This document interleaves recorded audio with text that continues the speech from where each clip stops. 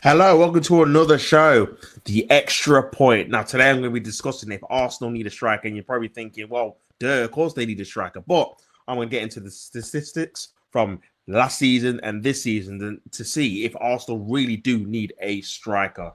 So, after, obviously, Saturday's result, 0-0 against Everton. Obviously, people asking the question, we don't have a clinical striker. And I agree. I don't think we do have a clinical striker. But let's see if the numbers match up in terms of goals, shots, etc., after this stage last season and the season before to see if Arsenal really do need a striker. So, in the 2022-2023 season, after 16 games, Arsenal had scored 40 goals. That's 40 goals. That's the season where we were 8 points clear. That was the season where it was the World Cup in December. We were on a fantastic run. No one really expected we were scoring goals left, right, and centre. We actually still obviously didn't have a proper goal scorer, but we were sharing the goals out pretty well that season. Last season, the 2023-2024 season, we scored 33 goals. So not quite as much as obviously the season before, but still a decent tally after 16 games. That's what 1 in 2. This season, we've scored 29 goals. So it's been a massive drop from a couple of seasons ago, scoring 40, considering we spent obviously quite a lot of money since that season and a few on obviously attacking options to the point where this season we've already scored 29 goals, which is not close to 40. In terms of shots, the 2022-2023 season, we had 252. The 2023-2024 season, we had 243. And the 2024-2025 season, we had 226. So that's been a slight decline every single season. We're not even having as much shots as we were before. Shot conversion rate, 15% in the 2022-2023 season. Then it went to 13% in the 2023-2024 season, and then 12% in the 2024-2025 season. So yeah, decline again so far. And you're talking about XG. I'm not a massive fan of XG. But if you guys like that, 31% to 29% to 27%. Expected goals per shot, 0.125, then 0.122, and then 0.123. So a bit of an increase from last season. And then goals to XG. So obviously this is goals compared to expected obviously goals. So it was 8.5. Then it dropped significantly to 3.3 last season, and now it's 1.3. So that's us scoring the goals from the expected XG is really low. So third place Arsenal are on 30 points after 16 games, having failed to win half of their games this season, and it highlights a drop-off in form from the previous 2 campaigns. At this stage last season, we were on 36 points in second place, while the season before they were sitting at the top on 40 points. So yeah, we've got 30 points now, so we're 6 points behind what we were this time last season, and we were in top last season. And then obviously the season before we were with 40 points, which is a phenomenal tally. We're not going to get that every season. I think that season we got like 51 points, which is on par or on, like, if we would have carried on that trajectory, we would have got, I think, 100 points. So that's a phenomenal start to the season.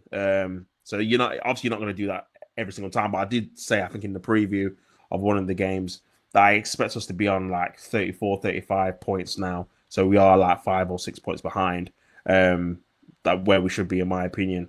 They have lost just twice so far, the same number as the last 2 seasons, but draws are costing them this term with 6 to their name. After failing to beat Fulham last Sunday, Arsenal have drawn back-to-back league games for the first time since April 2023, while this is the first goalless draw at home since Newcastle in January 2023. So only 2 years since we've had a goalless draw in the Premier League. So we've scored pretty much in every game bar. I think the Aston Villa game we didn't score in when we lost 2-0 last season. So is the lack of a profile striker becoming a problem? And this is obviously the stats that I've got up. If I can get it up here. Bear with me. Let me try and get it up. So yeah, Arsenal have scored 4 fewer goals at this stage last season and 11 fewer than the 2022-2023 season. Their shot conversion rate is 12%, which is on par with their expected conversion rate of 12. So when you look at that, you kind of say, well, we're kind of scoring the amount of chances in terms of like shot conversion than we're probably expecting. But the probably issue is that we're not creating as much as we should do with the players that we've got. So we should be creating more goals to obviously score more goals.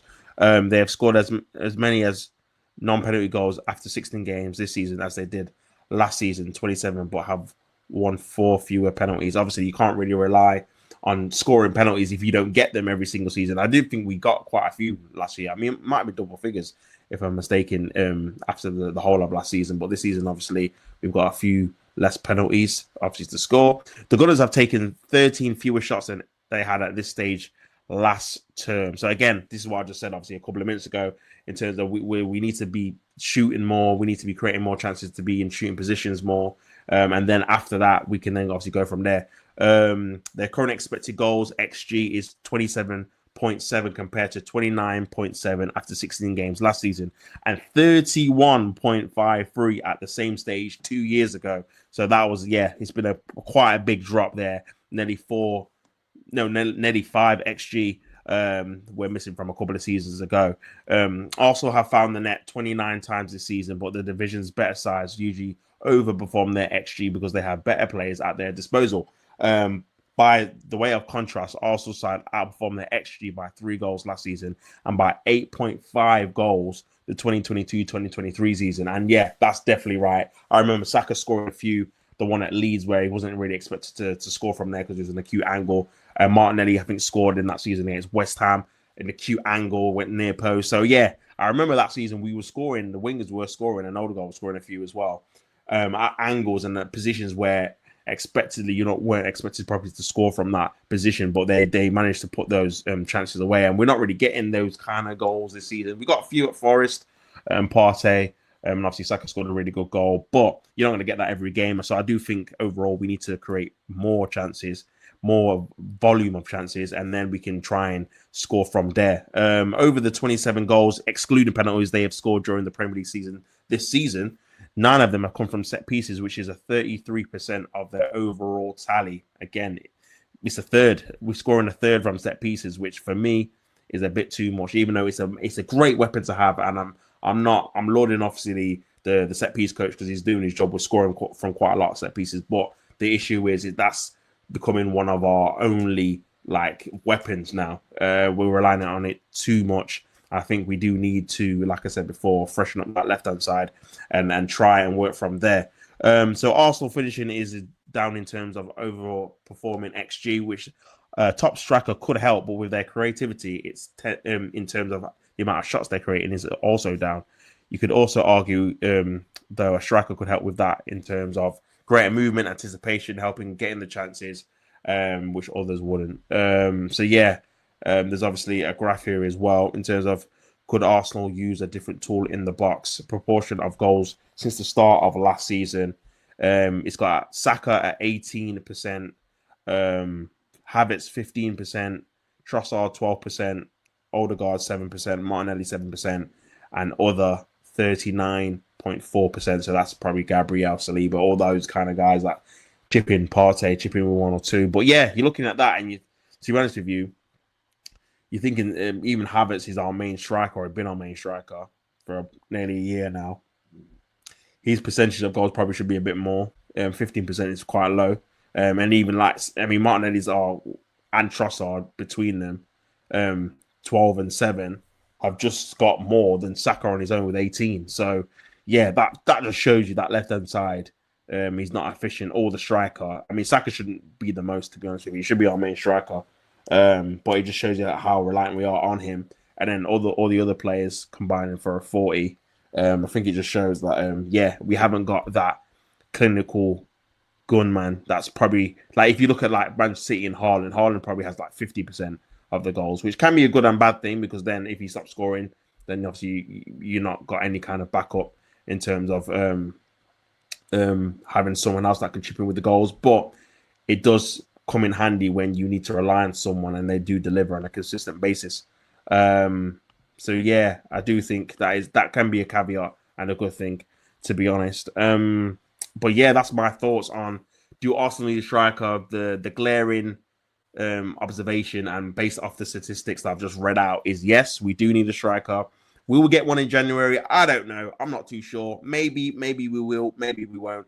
I wouldn't hold my breath if I'm being perfectly honest. The last striker I can remember we got in January was Aubameyang, and that's because we had to sell Alexis Sanchez because he had 6 months left in his contract and wasn't going to sign a new deal. So the likelihood is probably unlikely, but who knows? Someone might surprise us and we might get something that's fantastic out of nowhere, but we'll have to wait and see. But yeah, just a quick video on if we need a striker. Comment below to see if you think we need a striker. And which striker would you get? I've heard of Glockeres, I've heard of Osherman. There's a few strikers out there. Isak is obviously a main one that people are talking about. Let me know which kind of striker you want at the club if we were to spend the money. We need to spend big money to get one, to get a striker. But yeah, that's been me done for today in terms of obviously this video. Please like, share, subscribe, do all that good stuff, and I will catch you on the flip side. Like I always say, don't hate the player, hate the game. On that note, I'm out.